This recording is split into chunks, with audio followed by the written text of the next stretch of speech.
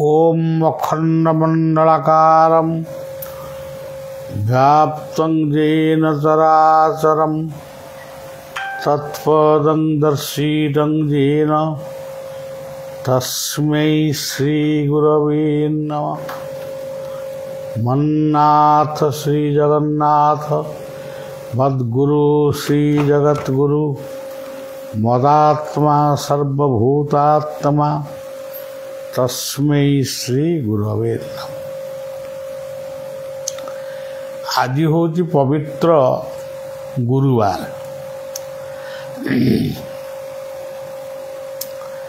सनातनी हिंदू माने यही गुरुवार टी से माने गुरुंको उद्देश्य रे पालन करती। आउ कहीं यही बारटी को लक्ष्मी को उद्देश्य रे पालन करती। किंतु ज्योतिष शास्त्र रे यही गुरुवार नाम हूँ बृहस्पतिवार। बृहस्पति नाम ज्योतिष माने बा ज्योतिर्विद माने यही आजिर दिनटी को पालन करते।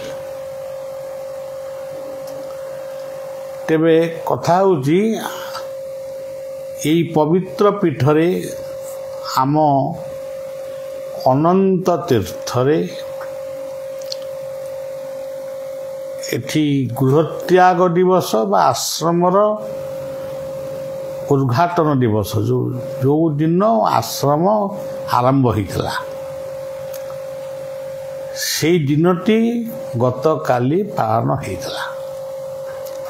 आज थिला से उत्सवर नगर कीर्तन महोत्सव इत्यादि। तेणु समस्ते जेजा जेजा भाव दर्शन कर फेरिले। एटी गोटे सन्थ कुंभ सम्मेलन आम कर स्वतंत्र भाव आदेश आसीला। स्वतंत्र भाव प्रेरणा आसीला। जड़े व्यक्ति को स्वतंत्र भाव स्वप्न रे जनइले गोटे डंगा उपरे 3 जन साधु बसिचंती एवं से खाइबा को मागुचंती पूजा मागुचंती। जितेबाला ये कथाटी बलिया शुणिला सेतेबाला मोर मन भितर आसिला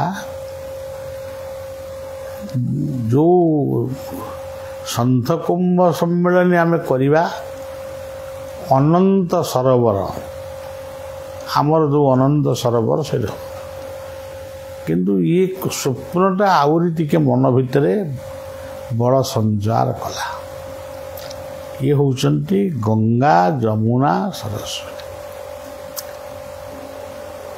आपण कहिबे 3 जन बाबाजी केमती गंगा जमुना सरस्वती हेले।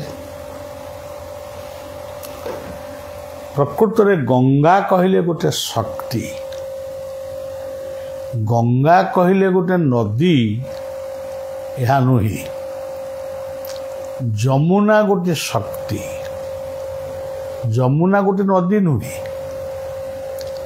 आमर सरस्वती गोटे नदी सी गोटे जल को आम सरस्वती बोली कहवा उचित नुहे। आम घरे जितेबाला आपण मैंने लक्ष्य रखिथिबे ब्राह्मण माने बा पूजक माने जितेबाला कलशरे पानी भर्ती करी अंकुश मुद्रा प्रदर्शन करी से माने गंगा को आवाहन करती।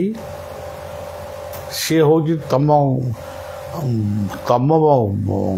घर बाड़ी रे थिबा कूओ कि पोखरी कि नदीर जल कौन कहती गंगेश जमुनेशैव गोदावरी सरस्वती नर्मदे सिंधु कावेरी जलेस्मिन् सन्निधं कुरुक्षेत्र गया गंगा प्रभास पुष्कराणि एतानि पुण्यतीर्थानि जलेस्मिन् सन्निधं कुरु। गंगा कौटी, जमुना कौटी, गोदावरी कौटी, नर्मदा कौटी, सिंधु कौटी, कावेरी, किंतु गोटे पानी ढाल ढिरे एक अंकुश मुद्रा यही एक मुद्रा प्रदर्शन करी से जल को से तीर्थ जल रूप में व्यवहार करुचंती। या यदि सत्य है ताहले गंगा किए? गंगा होचंती शक्ति,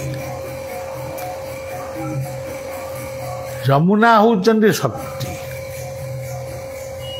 जो शक्तिपीठ लीला करथिले पितामह भीष्म, जो शक्तिपीठ लीला करथिले भगवान कृष्ण बलराम, जमुनार जल बा गंगार जल थिला गोटे माध्यम। गंग कहिले गुरु गणेश गोविंद, गा कहिले शरीर, जमुना कहिले ज्योति, ज कहिले ज्योति, ज कहिले जम बा संयम, मु कहिले अहंकार। अहंकार कहले ये जो आम जो भाव अहंकार को बुझुचु तार अहंकार कहले सोहम तत्व, ना कहले नाम। से भाव सरस्वती, सरस्वती नदीटी गंगा जमुना भितर काले प्रवाहित होउचंती से कथा बढ़िया देखिनी कि अनुभव भी करिनी। किंतु जेतेबेले महाभारत युद्ध होउतला सेतेबेले व्यास सरस्वती नदी तटरे बसी कृष्णार्जुन कथा को संग्रह करथिले। एबे भी से नदी कुरुक्षेत्र रे प्रवाहित होउचंती, किंतु आम भली लोक माने ताकू पोती पाती किए कोठा कलानी किए माने एमती गलिया भलिया करचंती, किछि जगार ब्राह्मण माने बसी पिंड पकाउचंती। ये होची कथा। सरस्वती कहले विद्या, सरस्वती कहले विद्या, विद्यानं अध्यात्म विद्या ये होचंती सरस्वती, विद्यानं अध्यात्म विद्या ये होचंती गणेश। तेणु प्रत्येक जिनिसर गोटे तत्व भी रही। तो जी जो भाई भाव विचार करुच्ची। आमर यही पाइकाणी नदी जो नदी तटरे शिशु अनंत आश्रम स्पष्ट देखी अनेक तीर्थ ये पाइका नदीर जल प्रवाहित हेले सब आसिक पड़े। बहुत दिन स्वप्न ये से पाइका तीर्थर तटरे आमर यही अनंतर आश्रम विश्व शांति पाई ये प्रार्थना हुए, परर उपकार पाई ये प्रार्थना हुए। यही सब कार्य ये मोटामोटी चले। ये जो श्लोकटी मु गाइली मन्नाथ श्री जगन्नाथ ताको थरे गोटे सेकेंड चिंता करंतु। मन्नाथ किए से जगन्नाथ। मन्नाथ कहले आत्मा, ये मो भीतर थिबा आत्मा ही जगतर नाथ जगन्नाथ। मन्नाथ जगन्नाथ मद गुरु श्री जगत गुरु। मु जहांकु गुरु करिची बा गुरु रूप में मु जहांकु ମୋ ଜୀବନକୁ ଅର୍ପଣ କରିଛି ଅର୍ପଣଟା କେହି କରୁନାହାନ୍ତି ଯେ ଗୋଟା ଖାଲି ଦୀକ୍ଷା ନେଇକିରି ଶିଷ୍ୟ ହେଉଛନ୍ତି କିନ୍ତୁ ଦୀକ୍ଷା ଅଲଗା ଅର୍ପଣ ଅଲଗା। ତେବେ ମୋ ଗୁରୁ ଗୁ କହିଲେ ଗୁଣାତୀତ ରୁ କହିଲେ ରୂପାତୀତ ମୋ ଗୁରୁ ହେଉଛନ୍ତି ଜଗତର ଗୁରୁ। ଜଗତ ଗୁରୁ ବୋଲି କୁହାଯାଉଛି ଭଗବାନ କୃଷ୍ଣଙ୍କୁ ଶଙ୍କରାଚାର୍ଯ୍ୟଙ୍କୁ ଆମେ ଜଗତ ଗୁରୁ ବୋଲି କହୁଛୁ। ଦେବକୀ ପରମାନନ୍ଦଂ କୃଷ୍ଣଂ ବନ୍ଦେ ଜଗତ ଗୁରୁ ବୋଲି କହୁଛୁ। ମଦ୍ଗୁରୁ ଶ୍ରୀ ଜଗତ ଗୁରୁ। ମଦାତ୍ମା ସର୍ବଭୂତାତ୍ମା ମୋ ଭିତରେ ଥିବା ଆତ୍ମା ଆତ୍ମା ଶକ୍ତି ବା ଆତ୍ମଶକ୍ତି ସର୍ବଭୂତ ଆତ୍ମା ପୃଥିବୀ ଜଳ ଅଗ୍ନି ବାୟୁ ଆକାଶ ଇଏ ପଞ୍ଚ ମହାଭୂତର ଶକ୍ତି। ତାହେଲେ ନିଜକୁ ପଚାରନ୍ତୁ ନିଜେ କେତେ ମହାନ। ନିଜେ ନିଜକୁ ସମୀକ୍ଷା କରନ୍ତୁ ଯେ ମଣିଷ ଅନେକ ଜୀବଜନ୍ତୁ ଏ ପୃଥିବୀରେ ଜନ୍ମ ହୋଇଛନ୍ତି। ଅନେକ ଜନ୍ମ ତପ ଫଳେ ମନୁଷ୍ୟ ଜନ୍ମ ହୋଇଥାଏ। ମନୁଷ୍ୟ ଦେହେ ଦିବ୍ୟ ଜ୍ଞାନ ଦେଖି ସନ୍ତୋଷ ଭଗବାନ। ଏଇ କଥାଟିକୁ ଯଦି ଆମେ ଠିକ୍ ଭାବରେ ବୁଝିବା ତାହେଲେ ଆମେ କହିପାରିବା ସକଳ ତୀର୍ଥ ତୋ ଚରଣେ ବଦ୍ରିକା ଯିବି କି କାରଣେ। ସେଇ ଲୋକ ହିଁ କହିବ ସକଳ ତୀର୍ଥ ତୋ ଚରଣେ ବଦ୍ରିକା ଯିବି କି କାରଣେ। ଆଉ ଗୋଟେ ପଦ ଅଛି ପଦଟି ମନେ ପଡ଼ୁନି। ତେବେ ଯାହା ହଉ ନିଜକୁ ସମୀକ୍ଷା କର ବାହ୍ୟକୁ ଦେଖ କିନ୍ତୁ ନିଜକୁ ସମୀକ୍ଷା କରି ବାହ୍ୟର ତତ୍ତ୍ୱଟାକୁ ଆଗେ ବୁଝ। ସେଥିପାଇଁ କୁହାଗଲା ଅହଂ ବ୍ରହ୍ମାସ୍ମି ଅୟଂ ପରମାତ୍ମା ବ୍ରହ୍ମ ପ୍ରଜ୍ଞାନଂ ଆନନ୍ଦଂ ବ୍ରହ୍ମ ତତ୍ତ୍ୱମସି। ଏସବୁ ମହାନ ମନ୍ତ୍ର ମହାନ କଥା। କିନ୍ତୁ ଆମ ଭାରତୀୟମାନଙ୍କ ଭିତରେ ଗୋଟେ ଭାବ ପ୍ରବଣତା ଟିକେ ବହୁତ ଦିନରୁ ରହିଯାଇଛି। ତେଣୁ ଭାବ ପ୍ରବଣତା ସହିତ ଭାବକୁ ଟିକେ ମିଶେଇ ଦିଅ। ସେ ଭାବରେ ଜଗତ ଚାଲିଛି, ଭାବ ପ୍ରବଣତାରେ କିଛି ଚାଲିପାରିବନି। ଆଜି ତୁମେ ତ୍ରିବେଣୀ କି କହୁଛ କୁମ ପଇଲା, କାଲି କହିବ ଆଉ କେଉଁଠି କୁମ ପଇଲା। ତ ତ୍ରିବେଣୀ କେଉଁଠି ଅଛନ୍ତି? ତମରି ଭିତରେ ଯେଉଁ ତ୍ରିକୂଟ ଭୁଲ୍ଲତା ଦ୍ୱୟର ମଧ୍ୟରେ ବିନ୍ଦୁ ରୂପ ବିରାଜିତମ୍। ପ୍ରତ୍ୟେକ ଦିନ ଏଇ ଲଲାଟ ଚକ୍ରକୁ ଧ୍ୟାନ କରିବା ଅର୍ଥ ତୁମେ ତ୍ରିବେଣୀ ସ୍ନାନ କଲ। ପ୍ରତ୍ୟେକ ଦିନ ନାସାଗରକୁ ଯଦି ଧ୍ୟାନ କରିବ ତେବେ ତ୍ରିବେଣୀ ସ୍ନାନ କରିବ। ଦୁଇଟି ନାସାର ପୁଡ଼ା ମଝିଟି ହେଉଛି ସରସ୍ୱତୀ। ତ୍ରିବେଣୀ କହିଲେ ଆମ ଜୀବନର କର୍ମ ଜ୍ଞାନ ଭକ୍ତି। ତେଣୁ କୁମ୍ଭ କହିଲେ ମଙ୍ଗଳର ପ୍ରତୀକ। ଭଗବାନ ଯାହା କରୁଛନ୍ତି ଆମ ମଙ୍ଗଳ ପାଇଁ। ଏସବୁ କଥାକୁ ବୁଝିବାର ଅଛି, ମନେ ରଖିବାର ଅଛି। ତେବେ ତୀର୍ଥ ପର୍ଯ୍ୟଟନ କାହିଁକି କରାଯାଏ?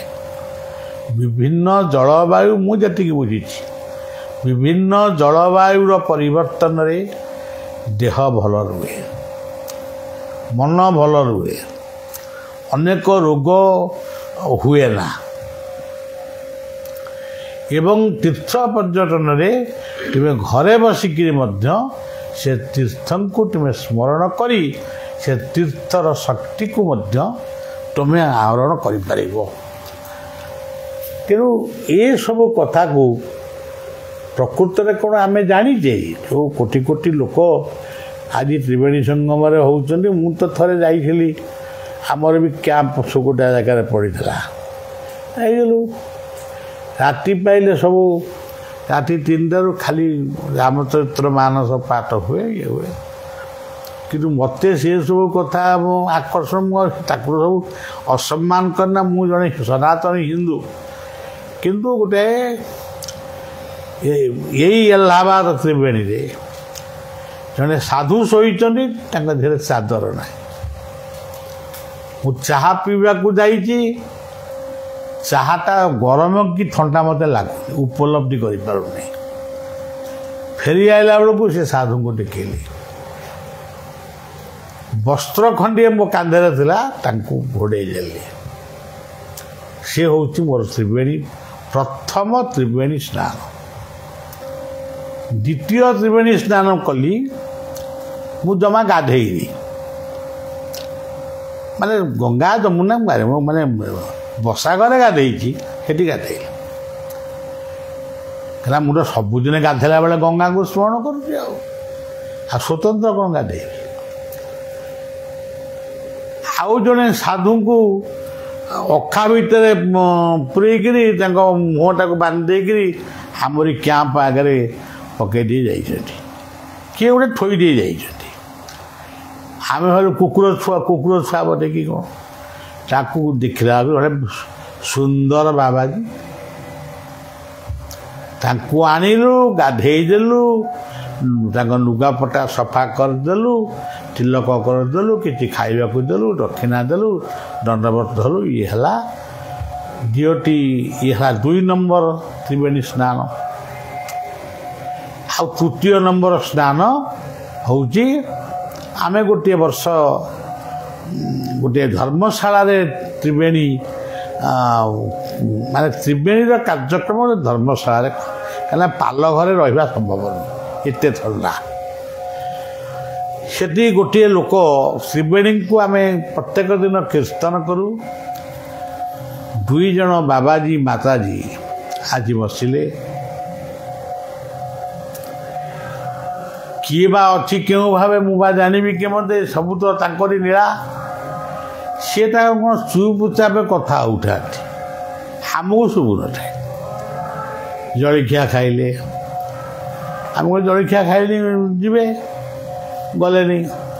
ମଧ୍ୟାହ୍ନ ପ୍ରସାଦ ପାଇଲେ, ଆମେ କହିଲୁ ବୋଧେ ଯିବେ ଏଣିକି, ଆଉ ଖାଇସାରିଲେଣି, ଆଉ ତଥାପି ଗଲେନି।